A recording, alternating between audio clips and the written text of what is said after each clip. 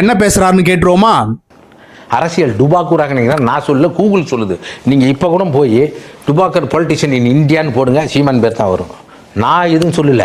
என்னது டுபாகூர் பொலிட்டிஷியன் போட்டா நம்மளுடைய சீமான் அண்ணனுடைய பேர் வருதா? அதெல்லாம் இருக்காது. நம்ம செக் பண்ணியே பார்த்து கன்ஃபார்ம் பண்ணிடுவோம்.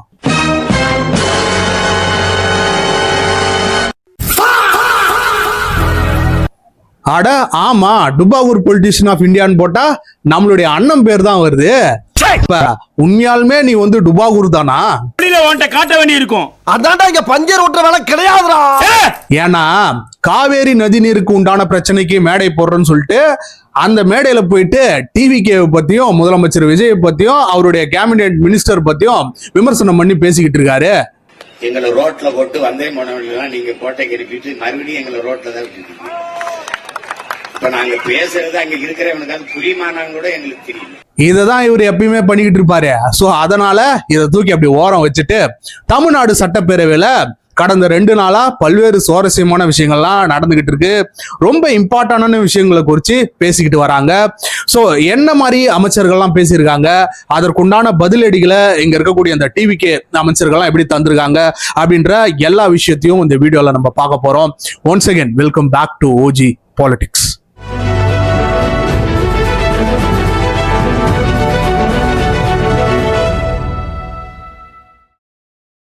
தமிழ்நாடு சட்டப்பேரவையில் கடந்த 2 நாளா ரொம்ப இம்பார்ட்டன்டான விஷயங்கள்லாம் வந்து டிஸ்கஸ் செய்யப்படுது. தமிழ்நாட்டுடைய முக்கியமான பிரச்சனைகளை குறித்து எல்லாருமே வந்து ரொம்ப சுவாரஸ்யமா பேசிக்கிட்டு வராங்க. இப்ப கரண்ட்ல இருக்கக்கூடிய அந்த பிரச்சனையிலேயே ரொம்ப ரொம்ப இம்பார்ட்டன்டான ஒரு பிரச்சனை என்னன்னு பாத்தீங்கன்னா இந்த காவேரி நதிநீர் பிரச்சனை தான். இது தமிழ்நாட்டுக்கு மிகப்பெரிய ஒரு தலைவலியா மாறி இருக்கு. ஏன்னா அந்த அளவுக்கு இது ஒரு இம்பார்ட்டன்டான விஷயம். விவசாயிகளுக்கு மட்டும் கிடையாது, அங்க இருக்கக்கூடிய அந்த நீர் ஆதாரத்துக்கும் சரி. ஏன்னா அது தமிழ்நாட்டுக்கு ஒரு 4 கிலோமீட்டர் பக்கத்துல தான் இந்த அணை வந்து கட்டுறாங்க, இந்த மேகதாது அணை. அதனால பல்வேறு பிரச்சனைகள் வந்து வர காத்திருக்கு. ஸோ இதை எப்படியாவது தடுத்து நிறுத்தணும் அப்படின்னு சொல்லிட்டு எல்லாருமே அவங்களுடைய வேலைகளை வந்து பண்ணிக்கிட்டு வராங்க. இதுல குறிப்பா முதலமைச்சர் என்ன சொல்லியிருக்காருன்னா, நான் இதை போயிட்டு குறிச்சி கர்நாடக முதலமைச்சர் கிட்ட பேசலாம்னு சொல்லிட்டு இருந்தேன். ஆனா ஏதோ ஒரு காரணத்தால அந்த நிகழ்ச்சி வந்து தடப்பட்டது. இருந்தாலுமே நான் இதை வந்து எப்படியாவது இதை பேசி இதற்கு ஒரு தீர்வு காணணும். இதனால என்ன அவமானம் வந்தாலும் சரி, எந்த ஒரு விஷயம் என்னுடைய கட்சிக்கு வந்தாலும் சரி, அதை நான் வந்து பொறுத்துக்கிறேன். ஆனா இந்த பிரச்சனையை வந்து எப்படியாவது 2 தரப்பும் பேசி வந்து சரி பண்ணும். அதற்கு உண்டான சப்போர்ட்டை வந்து எனக்கு கொடுங்க. நம்ம எல்லாருமே வந்து ஒன்றிணைஞ்சாதான் இந்த விஷயத்த வந்து ஸ்ட்ராங்கா மத்திய அரசுக்கும் சரி, பக்கத்துல இருக்கக்கூடிய அந்த கர்நாடக அரசுக்கும் சரி சேர்ந்து செயல்பட்டாதான் அதை வந்து நம்மளால தடுத்து நிறுத்த முடியும். ஸோ அதற்குண்டான வேலைகளை நான் வந்து பண்ணிக்கிட்டு இருக்கேன் அப்படின்னு சொல்லிட்டு ரொம்ப தெளிவா அழகா டீசன்சியோட வந்து பேசி வச்சுக்கிட்டு இருக்காரு. ஆனா இன்னொரு பக்கம் அந்த சீமான்னு சொல்லிட்டு ஒரு பீஸ் வந்து சுத்திக்கிட்டு இருக்கு. அவரு என்ன சொல்லிக்கிட்டு இருக்காருன்னா, கடவுளின் குழந்தைன்னு சொல்லிட்டு விஜய் அவர்களை வந்து சொல்றாங்க. இவர் வந்து கர்நாடகாவுக்கு போக வேண்டியதா இருந்தது, ஏதோ ஒரு காரணத்தால அது வந்து தடுத்து நிறுத்தப்பட்டது. ஸோ அந்த சமயத்துல வந்து மழை வந்திருக்கு. ஸோ அங்க இருக்கக்கூடிய அந்த டேம்ஸ் எல்லாம் ஃபில் ஆயிருக்கு. அதனாலதான் அந்த தண்ணியை வந்து திறந்து விட்டுருக்காங்க. இவர் கடவுளின் குழந்தைலாம் கிடையாது. ஏன் கடவுளின் குழந்தைன்னா இங்க தமிழ்நாட்டுல வந்து மழை வர வேண்டியது தானே. முதல்வர் அவர்கள் கடவுளின் குழந்தை, அதனாலே அங்கே மழை பெய்து இங்கே தண்ணி திறக்கப்பட்டது. கடவுளின் குழந்தை இருக்கிற ஊர்ல பெய்யாம இது கர்நாடகாவில் பெய்து, கேரளாவில் பெய்து.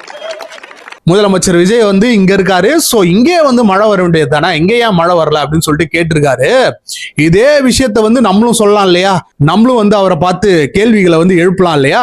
நான் தான் தமிழ் தேசியத்தோட ஒற்றை தலைவன், இந்த தமிழ்நாட்டையே இந்த தமிழ் இனத்தையே காக்க வந்த ஒற்றை தலைவன் யாரு? வேற யாரும் சொல்ல மாட்டாங்க, அவங்க கட்சிக்காரங்களே சொல்லிப்பாங்க. அவரே வந்து பாத்தீங்கன்னா மேடையில வந்து புகழ் பாடிப்பாரு.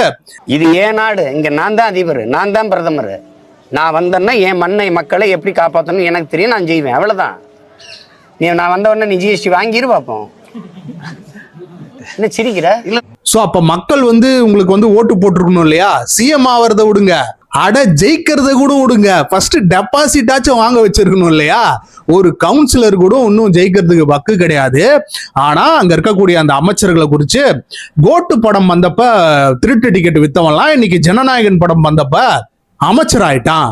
இப்படி பேசுவதாலேதான் நீங்கள் தற்கொலை. இவர் எங்க போயிட்டு விளக்கு பிடிச்சி பார்த்தாருன்னு தெரியல.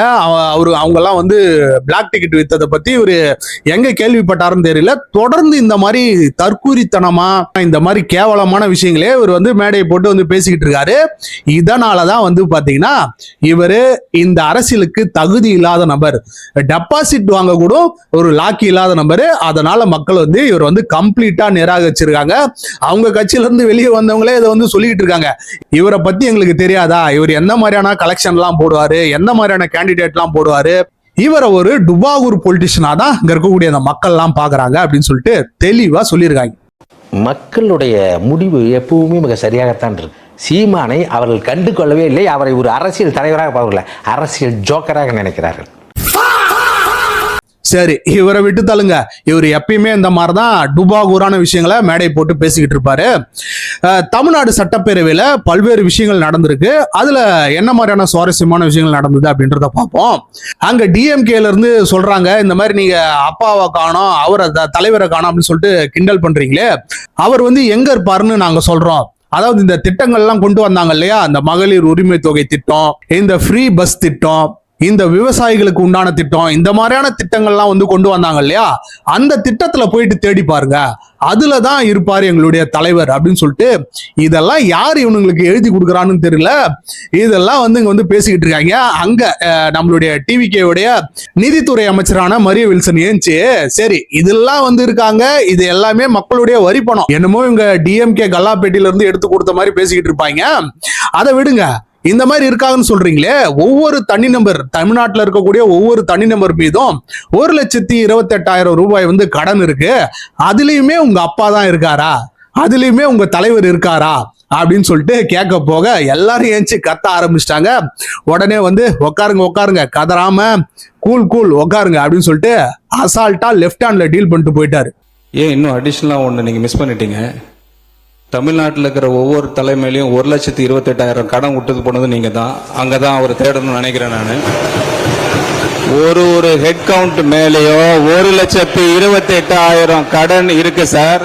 சார் இது நான் சொல்லல சார். சார் முதல் பொறுமையா இருங்க, ரிலாக்ஸா இருங்க, ரிலாக்ஸ், கூலா இருங்க, கூல் கொஞ்சம் கூலா இருங்க, நான் சொல்றேன் சார். இந்த மதுத்துறைக்கு அமைச்சரான விக்னேஷ் அவர் வந்து ஒரு விஷயத்த வந்து சொல்லியிருந்தாரு. அது உண்மையாலுமே ரொம்ப ஹைலைட்டான ஒரு விஷயமா இருந்தது. இப்போ ஒரு கேள்வி எழுந்தது, ஏன் வந்து இந்த ஆன்லைன்ல வந்து போயிட்டு ஆல்கஹாலை வந்து விற்கிறாங்க, இது இன்னுமே வந்து சுலபமாக்காதா இந்த ஒரு விஷயத்த, இன்னுமே வந்து ஆர்டர் பண்ணி வந்து வாங்க மாட்டாங்களா அப்படின்ற அந்த கேள்வி வந்து எல்லாரு தரப்புல இருந்துமே முன்வைக்கப்பட்டது. அதே மாதிரிதான் அந்த கேள்வி வந்து சட்டமன்றத்துல எழுப்புனாங்க. அப்ப ஒரு ஸ்மார்ட்டான ஒரு ஆன்சர் வந்து கொடுத்திருந்தாரு. உண்மையாலுமே ரொம்ப ஒரு சாஃப்டா ஒரு லீனியன்ட்டா அவர் பேசினதே ரொம்ப அழகா இருந்தது. என்ன சொல்றாருன்னா, இப்ப ஆன்லைன்ல வந்து மது விற்கிறாங்கன்னு வைங்களேன், இந்த டிரான்சாக்ஷன் வந்து கம்ப்ளீட்டா 1-on-1 இருக்கும். இந்த மணி வந்து டைரக்டா வந்து கவர்மெண்டோடைய அக்கௌண்ட்ல வந்து விழுந்துரும். இதுதான் அவருடைய பேசினதோட ரொம்ப சுருக்கமான ஒரு விஷயம். என்ன சொல்ல வர்றாருன்னா, இந்த பாட்டிலுக்கு 10 ரூபா 20 ரூபா எல்லாம் வாங்குறாங்க இல்லையா, இந்த ரேட் எல்லாம் ஏத்தி வித்துக்கிட்டு இருக்காங்க. சோ இந்த இது வந்து குறையும். எம்ஆர்பி ரேட் வந்து என்ன இருக்கோ அது வந்து பாத்தீங்கன்னா ஸ்ட்ரெயிட்டா வந்து இந்த கவர்மெண்ட்டுக்கு வந்து சேரும். இதுல ஊழல் நடக்குது இல்லையா, பல்வேறு ஊழல்கள் வந்து பல்வேறு காலகட்டங்கள்ல நடந்துகிட்டு இருக்கு, அதெல்லாம் வந்து தவிர்க்கப்படும். ஸோ இதனாலதான் இந்த விஷயத்தை வந்து நாங்க கொண்டு வரோம். அது மட்டும் இல்லாம இந்த ஆன்லைன்ல வந்து விற்கிறதுன்றது ரொம்பவுமே ஒரு நல்ல விஷயம் தான். ஏன்னா நீங்க வந்து பாத்தீங்கன்னு வைங்களேன், அங்க போட்டிருப்பாங்க ஹைவே ரேட்ல வந்து மது கடைகள்லாம் இருக்கும். அங்க கொஞ்சம் பக்கத்துல போயிட்டு பாத்தீங்கன்னா ஒரு ஜீப்பை வச்சுக்கிட்டு போலீஸ்காரங்களாம் நின்றுகிட்டு இருப்பாங்க. இப்ப அந்த மது கடை வந்து ஹைவேஸ்ல இருக்கு. அப்ப அங்க வரவங்க என்ன நடந்தா வருவாங்க, எய்தர் பைக்ல வருவாங்க, இல்லைன்னா கார்ல வருவாங்க. ட்ரிங்க் அண்ட் டிரைவ் அப்படின்றது நம்மளுடைய கண்ட்ரில ஸ்ட்ரிக்ட்லி வந்து ப்ரொஹிபிட்டடா இருக்கு. சோ அப்ப அவங்க கிட்ட வந்து நீட்டி, எங்க நீ குடிச்சிருக்கியா, குடிச்சிட்டு வண்டி ஓட்டுறியா, வா சைடு கட்டு, எங்க உன்னுடைய டாக்குமெண்ட்ஸ் எல்லாம் எடு, ஃபைனை கட்டு அப்படின்னு சொல்லிட்டு ஒரு கலெக்ஷனை போட ஆரம்பிச்சிருவாங்க. இது வந்து மிகப்பெரிய தலைவலியா இங்க இருக்கக்கூடியவங்களுக்கு எல்லாம் மாறி இருக்கு. ஸோ இந்த மாதிரியான விஷயங்கள்லாம் வந்ததுன்னா கண்டிப்பா வீட்டிலேயே குடிச்சிட்டு அவங்க வீட்டிலே வந்து என்னமோ பண்ணிட்டு போட்டுமே அப்படின்றதுக்காக இதை வந்து கொண்டு வந்திருக்காங்க. இது உண்மையாலுமே ஒரு நல்ல திட்டம்.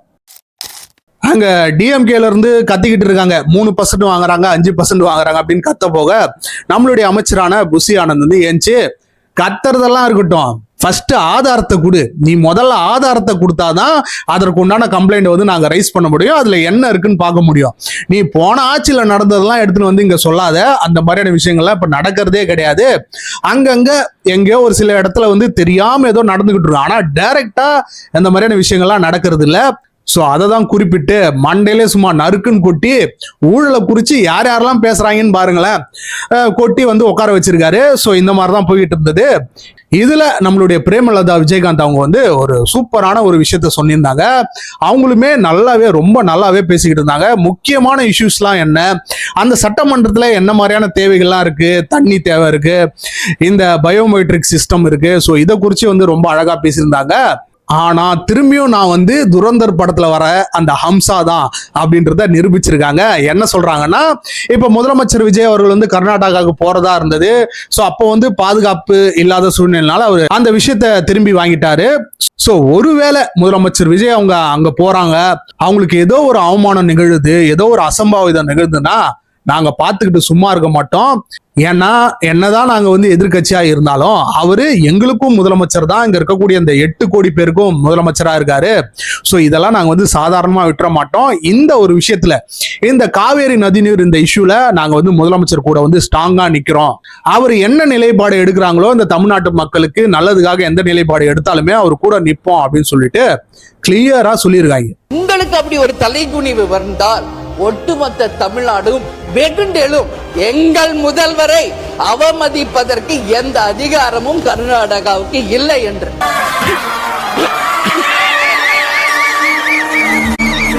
இதுதான் ஒரு எதிர்கட்சியில இருக்கிறவங்களுக்கும் பில்லக்கா பசங்களுக்கும் உண்டான அந்த டிஃபரன்ஸ். ரொம்ப ரொம்ப அழகா இந்த காமனான ஒரு விஷயத்துக்கு ரொம்ப அழகா வந்து சப்போர்ட் பண்ணியிருக்காங்க. அது தெரியாம தான் இந்த டிஎம்கேல இருக்கக்கூடிய கொத்தடிமைகள்லாம் கத்திக்கிட்டு இருக்கானுங்க. 1,28,000 ரூபாய் கடன்.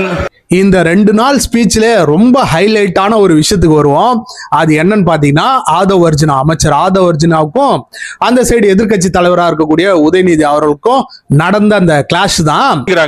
திரு உதயநிதி அவர்கள் சொல்லணும், ஏன் 900 கோடி ரூபாய் லாட்டரி நிறுவனம் வாங்கினாங்க திமுக? பதில் சொல்லட்டும், பதில் சொல்லுங்க. என்னன்னா 2 தரப்பும் வந்து பேசிக்கிட்டே இருக்காங்கன்னு வைங்களேன். இவங்க தான் இந்த டிஎம்கேல இருக்கிறவங்க தான் சும்மாவே இருக்க மாட்டாங்களே, லாட்டரின்னு சொல்லிட்டு கத்த ஆரம்பிச்சிட்டாங்க. நம்மளுடைய ஆதவ் அர்ஜுனாவை கிண்டல் பண்ணி கத்துறாங்களாம். உடனே அவர் ஏஞ்சி பொசுக்குன்னு லாட்டரின்னு கத்துறிய, அதே மாதிரி எங்களுடைய ஃபேமிலியில இருக்கிறவங்க கிட்ட இருந்து 900 கோடி ஏன் வாங்குனீங்க, அதை ஃபர்ஸ்ட் சொல்லுங்க அப்படின்னு சொல்லிட்டு போட்டு உடைச்சிட்டாரு. தைரியம்